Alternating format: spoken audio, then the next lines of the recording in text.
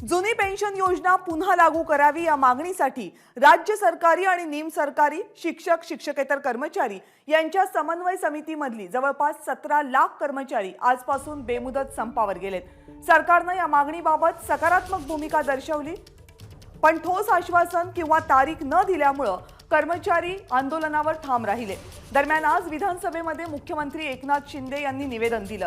जुन्या पेन्शन योजनेसंदर्भात अंतिम निर्णय अर्थसंकल्पीय अधिवेशनामध्ये घेण्यात येईल असं आश्वासन मुख्यमंत्र्यांनी दिलं।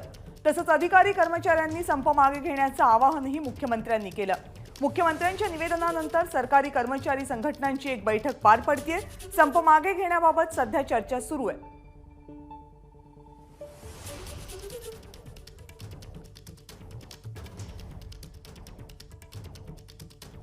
निवृत्त होणाऱ्या कर्मचाऱ्यांची आर्थिक व सामाजिक सुरक्षा जुन्या पेन्शन योजनेप्रमाणे योग्य प्रकारे राखली जाईल या मूळ तत्वावर शासन ठाम आहे।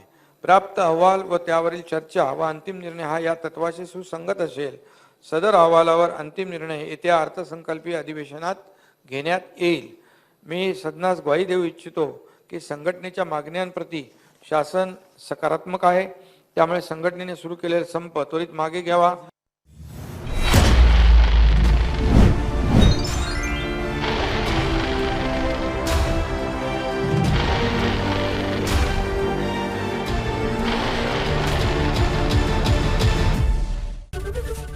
एबीपी माझा, उघडा डोळे बघा नीट।